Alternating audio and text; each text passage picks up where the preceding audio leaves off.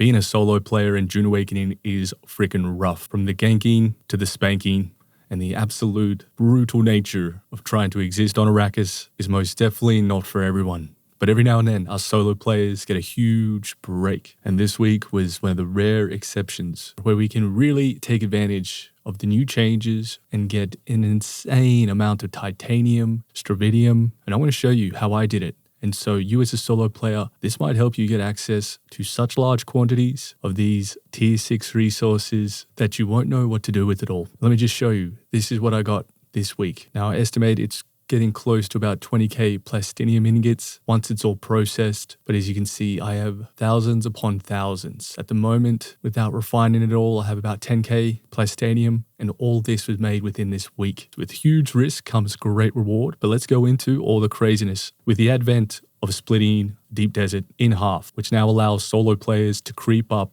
all the way into Sector D5, Sector E5. This was never the case before, and it was extremely brutal and difficult to keep and maintain a base out here, as it would get raided very, very easily. But as we can see, we have a ton of islands, and we have one of the most contested, dangerous spots within the map, and that is Titanium Island, which also is generally staked out by guilds. Not to mention, it generally has 2 or at least 1 control point on it, making this an absolute madness landscape. Majority of the big guilds will build their bases in the PvE zone, then venture out, build temporary bases, collect resources, and get it out. Now this presents a unique opportunity for solo players, and in this case we have a Titanium Island, a hop, skip and a jump away from the PvE zone. In fact, it's so close. Well, with this map configuration, it basically opened a silk road for solo players or players that want to take advantage of such a unique opportunity. But we absolutely have to set our expectations. This strategy requires a ton of time. But what is bonkers about it is I probably only spent maybe an hour and a half in total gathering over 50,000 titanium ore. It was by far the quickest, easiest part of this whole thing. But then I probably spent about 30, 40 hours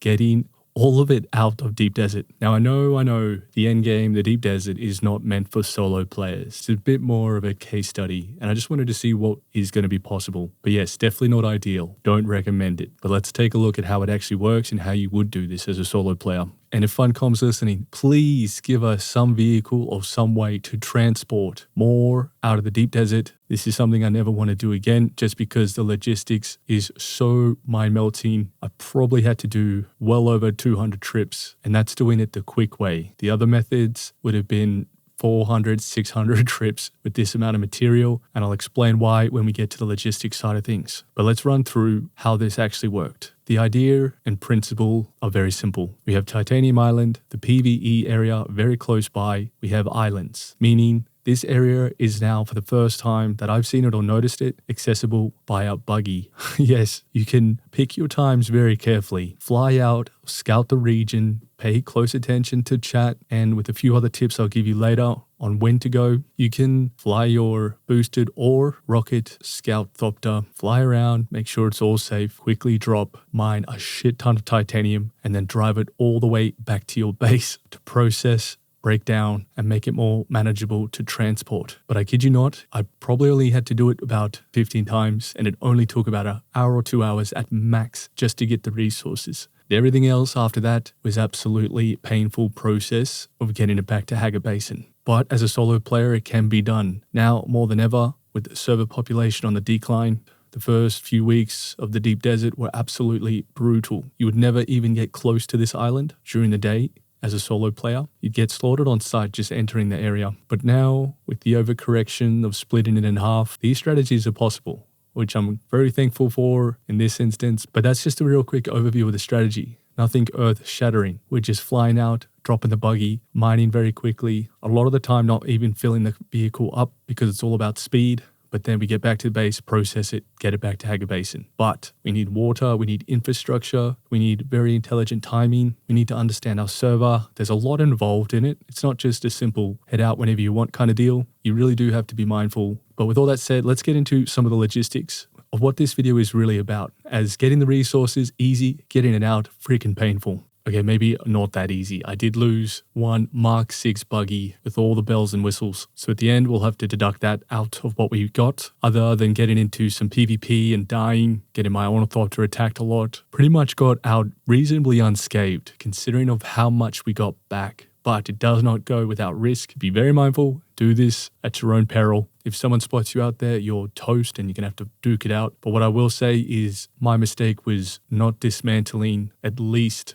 the laser, the big buggy boot, and the engine. So if you do get under attack, make sure you try to dismantle your buggy as quick as possible. But in my case, I probably could have even just kept driving, even with a busted up tread, as I was so close to the PvE zone. But it will come at great risk, fair warning. But the logistics, absolute nightmare fuel. We have to understand the nature and the painful logistics that surround a solo player moving some of the precious resources in and out of the deep desert. And sadly, as it stands now, there are only two options to extract resources from the deep desert. Your Scout Ornithopter with an inventory, which can only carry 555 titanium ore. The Assault, basically doubling this, been able to carry 1,111 titanium ore. If only we could use the Mark 6 buggy, where we can carry out 3,333 titanium ore. But we can't do that. So the only real option is the Assault Ornithopter, which if we divide this by 4, how many titanium ore units it takes to create one Platinum Ingot, that one load of titanium will only equate to 277 Platinum Ingots. Well, how much will this get you? Depending on your server and how much it's being manipulated, we could probably sell this for around 2.7 million Solari if we round the price to about 10k. Now that sounds like a lot of Solari, but when it comes to actually using the ingots for crafting, we can only get about halfway to crafting a Mark 6 Ornithopter. Not too shabby, but what if you're a solo player and you have a sneaky strategy to extract over 50,000 units of titanium? To quantify how painstaking the logistics is for something like that, if you were to use the Assault Ornithopter to just extract the titanium ore, we are looking at 45 trips with an Ornithopter. 45 as a solo player. If we assume to get from deep desert to your base is about 15 minutes, which is roughly about what it is for me, we're looking at 11.25 hours of straight logistical transporting. That doesn't even account for everything you need for the infrastructure to support an operation just to move titanium.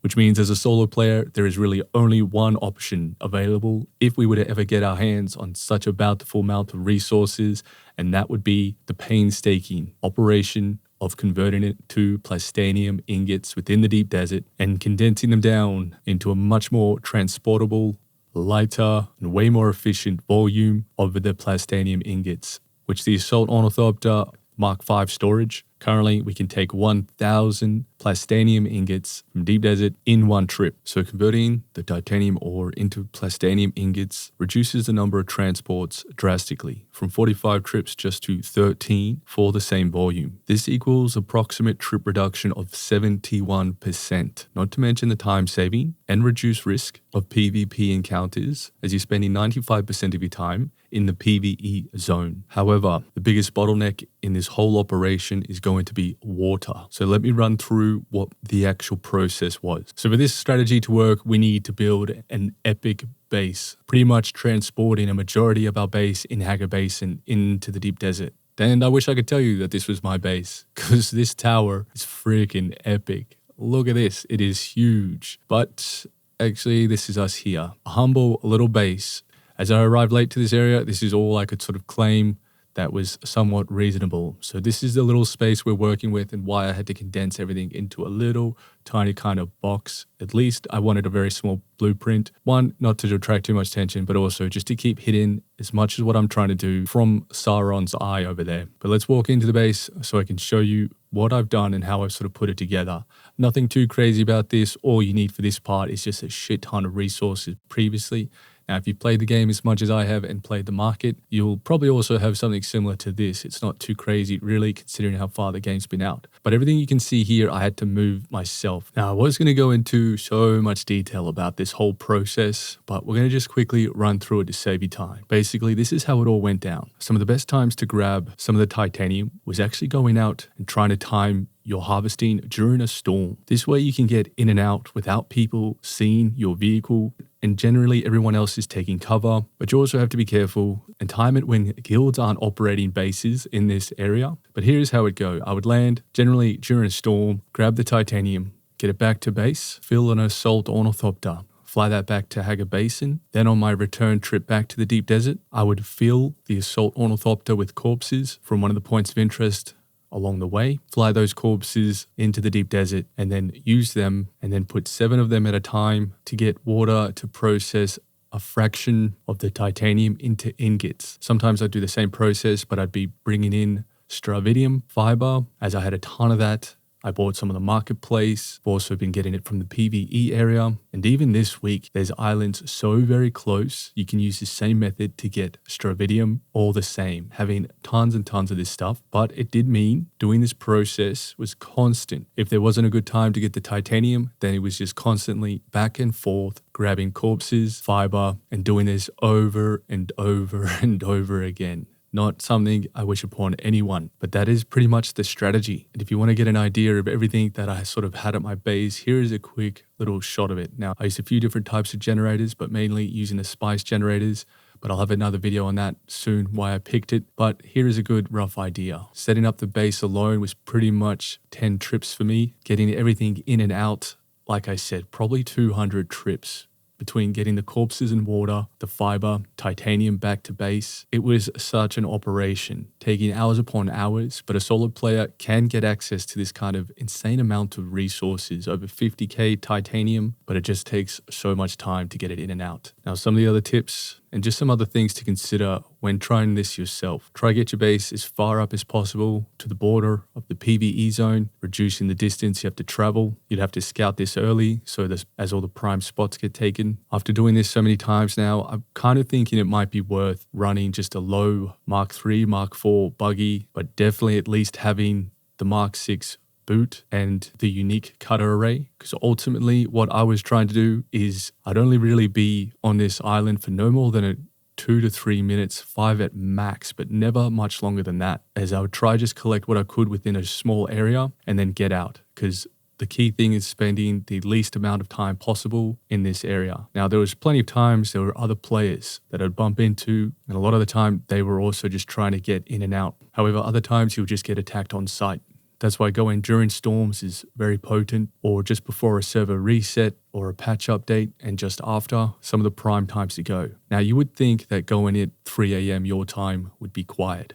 But what I found, which was kind of bonkers to me, is that quite a few of the bigger guilds were operating and getting these resources, building temporary bases and accessing this while everyone else is sleeping. Pretty crazy, but picking early hours of the morning still wasn't even all that efficient. So the storms were really kind of critical. Your vehicle takes damage, you'll have to repair it, but for me, it's well worth it. But that's how, as a solo player, you can access pretty much the same amount of resources a guild might access. But you're pretty much doing this for the whole week. If we can get cobalt reduced in weight and have an actual proper carrier that takes a ton of weight, this is going to be much more enjoyable, and we'll have a game that appreciates your time a lot more, because at the moment it is a brutal, painstaking process. I was going to go in a lot more detail about this, but I did want to make this a bit quicker. So if you do want a full-on tutorial from start to finish of how to do an operation like this, let me know in the comments. Let me know what you think. If you give it a try, I wish you the best of luck. Just be very cautious. Pick your times very carefully. Know your server. This definitely won't work on all the various servers, because you still might have very active servers with guilds patrolling this pretty much all the time. But if you do it during storms and there's no base to raid around this area, you should be okay. But if there's a base to raid, I'd be very cautious, as you'll have people flying in to raid the base, and then you might be collateral to that event. But ultimately, here it is. Solo player accessing pretty much close to 20k plastanium within a week. Can be done. Should it be done? Never. Definitely get your mates to help where you can. But there you go. I hope you got something out of this. Thanks very much for watching. Peace.